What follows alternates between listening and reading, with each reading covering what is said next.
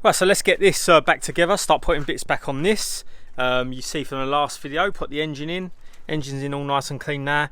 All the pipe work's all done around the back, all the brand new clips, everything, brand new fuel lines, the whole lot. So we're going to go and get the parts out the boot, because there's a ton of parts in the boot. I can't even remember what are in there.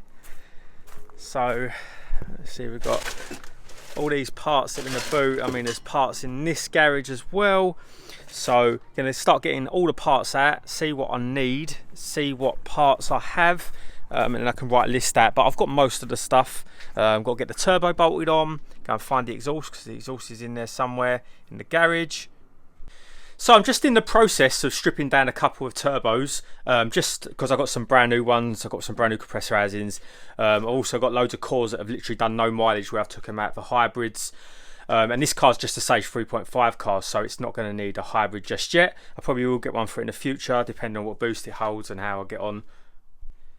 So I'm just in the process at the minute of stripping down a few turbos I've got. I've got some brand new compressor housings, some cores that have literally done no mileage because I've swapped them out for hybrids over the past. Some uncracked manifolds, just been stripping them down. Something I wanted to show you while I was here is, so I see a lot of comments online asking, anyone know if my car's got a VXR turbo? And everyone always says, look for the pink tag. That's not the way to look. So you can see here, these are both VXR from the factory, VXR compressor housings. That's a brand new one, and that's an old style one that's obviously been painted. But the only way to actually tell is to look at the tag itself. Now you can see that's a pink one, that's a blue one. They're both KO4 VXR turbos, so there's no way to tell just by colour. Now if you see in the bottom right hand corner there, 0049, just about make it out on that one. You can make it out better on this one. So 0049, because this is a new compressor housing. This is a VXR compressor housing. That's the code that they run, 0049. This is a Z20 LET KO4 housing. See, blue tag, same blue tag, obviously a little bit smaller than that one. But if I show you that one up close and try and get it focused in, you can see the bottom left hand side, KO4024. That is the code for the Z20 LET housing. So this would be a Z20 LET turbo with the smaller compressor housing. Now the other way that people say you can tell, the actuator. The actuator on the VXR, you can see it's got a code on it, it says DZ, but obviously that's interchangeable, so there's no way of properly telling. You could easily just put a DZ actuator if your ZLET one wasn't holding boost. If you have the compressor housing off itself, you can clearly see the size difference because they run a compressor housing that's totally different size. So I'm cracking on now with building the turbo. See, I've got the core in already, and I'm using all new clamps, stainless bolts. Obviously this manifold's done hardly any miles at all, and this compressor housing is brand new. But what I've done is I've took the old, well not the old, I've took the new recirc valve out of there. You can see a brand new diaphragm, and I am changing the cover. Not a lot of people know, but you can buy these from Treadstone.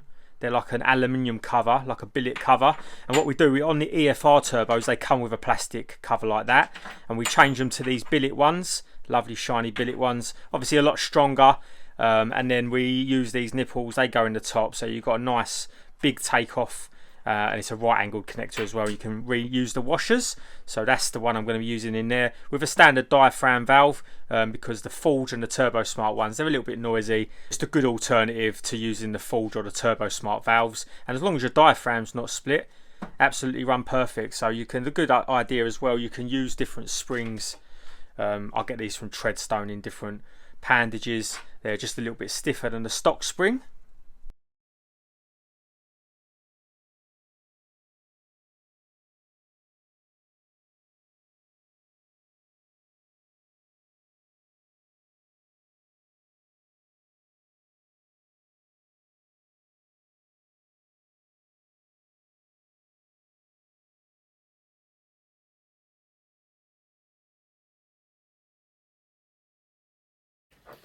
So on the oil return, I'm using the new style oil return with the rubber, so it doesn't crack. And also you never have to replace this gasket because it's a lovely O-ring. The only problem is when you lose them O-rings, I've not been able to find a supplier yet. I've got a couple of these without the O-rings on them and I can't find a supplier. So there's all the turbo all built up. Now remember what I said in the other videos, always leave the core so you can still move it about. You can see there's still movement in there. I'll show you what I mean when it's on the car, because the oil return, oil feed, nothing's going to line up. They do this on a jig from the factory, so you leave all these clamps, you can see they're all nice and loose still, and then you tighten them up on the car, then you take it back off the car, tighten them up properly because you can't get to the back ones, and that's set. Right, so now I've just bolted temporarily the turbo back onto the car so I can clock up the way the cores are sitting. So the most important one is this oil return. So you can see here, if you don't get it sitting flush to the block, you will not get the oil return in. You see how simple that went in? A lot of people complain about they can't get this oil return bolt in. It's just literally down to it's not flush with the block. The only way to do that is obviously leave it all loose. You can see the core and everything loose, compressor housing, so you can then adjust it and bring the oil return as close to the block as you want. So now you can see it just goes in nice and freely. So what I'm going to do now is I'm going to lock up the core with these bolts here and then brackets, and then do the same with the compressor housing. So I can see the compressor housing has to come a little bit closer to the manifold, lock them up, then I'm going to pull this back off, tighten all them up because you can't get to the back, and we can bolt this on for the final time. So you can see here why you've got to take it off the car. There's no way of getting to these back bolts for the exhaust housing, especially the compressor housing, so don't think of leaving these just loose. Make sure you take the turbo back off and do it properly. Right, so the turbo's on, so I'm just knocking up an intake. Obviously, because we're stage 3.5, we're using a 80mm VXR MAF, using a pipe across cone filter as well, and a silicon intake. Now, the colour coding in the engine bay is going to be all over the place at the minute because I've got loads of different hoses, loads of different colours, but at the minute, the main priority is to get the car mocked up, get it running, and I can decide what I want to choose the colour of the theme of the engine bay in the future. So I forgot to stick the alternator on before I put the engine in, so gonna have to squeeze that between the bulkhead and the turret. So you can see it's a lot tougher. You've got to squeeze it between this turret and all this lot to try and get it down into here, and I'll kill myself if I scratch up this paintwork, but at least I've got some fresh bolts. So on this engine I'm going to be using a Z20 LEH VXR throttle body. Now you can see that it's a VXR throttle body because there's no water cooling, or water warming as I like to call it. So you can see on the Z20 LET throttle body, hot water goes through that. It's designed so in cold countries the water circulates in there, supposed to atomise the fueling, but it's just an unnecessary heat soak inside the throttle body and inside the inlet. So on the VXRs they blanked it off, and that's the ones I go with, so we don't run any of the water cooling through the throttle body. So here's a little tip for you. If you want to get your silicon hoses back up like new, these have been sitting around for a while so they've got a bit dusty, and get them back up looking brand new, obviously as long as they ain't damaged, you can see the difference. Just get yourself a heavy duty hand wipe, heavy duty grease hand wipe. I just use these ones that you can clean your hands, all the oil and greases off your hands.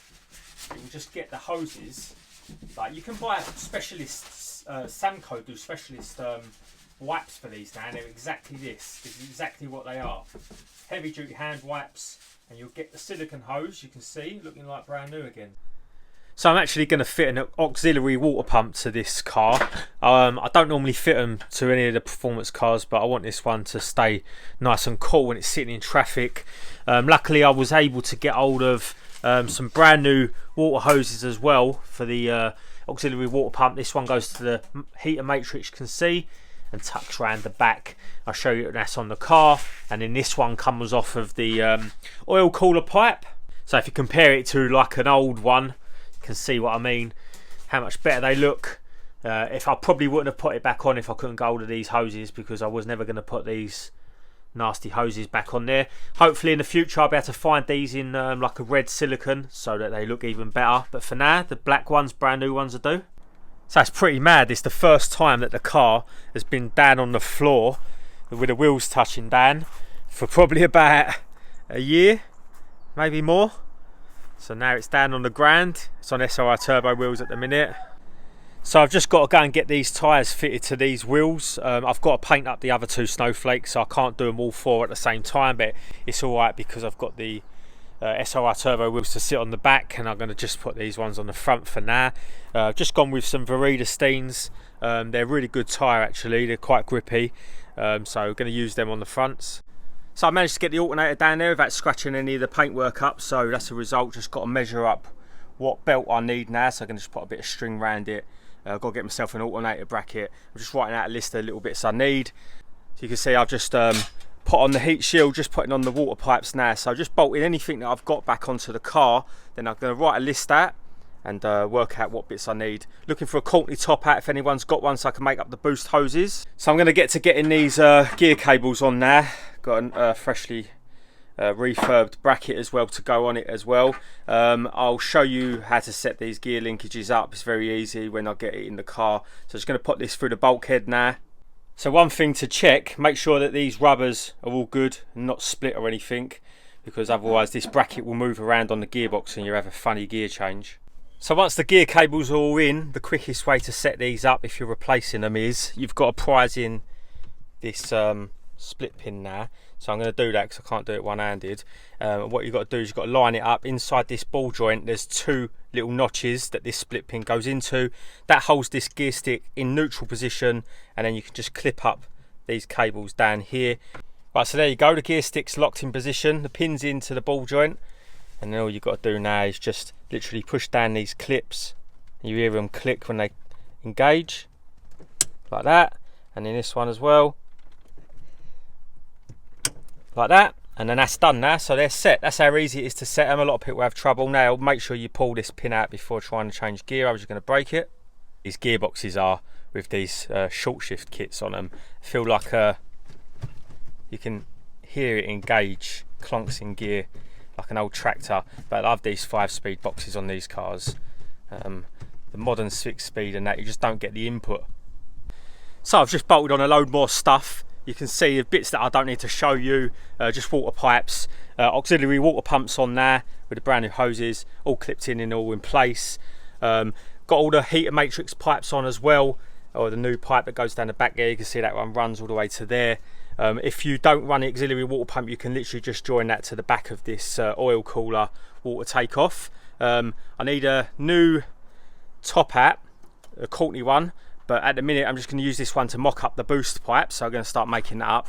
Also, I've got some new lifters. When I've done this car, I refurbished the lifters, which you can do, but because I've bought some brand new ones, thought I might as well just pull off the rocker cover, and I'll do that in the next episode. You can see I put a nice shiny heat shield on there just to cover that turbo up.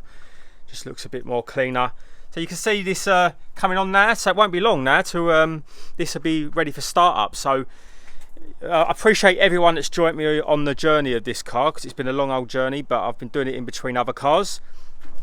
So I'm going to carry on with this car now. So I'm going to write a list out of the bits I need, order them, because I'm running out of bits. You know, you need silly things, you little brackets, little clips, and they put a hindrance to progressing with the car. So we're going to end at the video. We're going to give you some bonus footage at the end of this video, some street racing, some stuff that we've done in the past. So I hope you enjoy it and join me on the next one.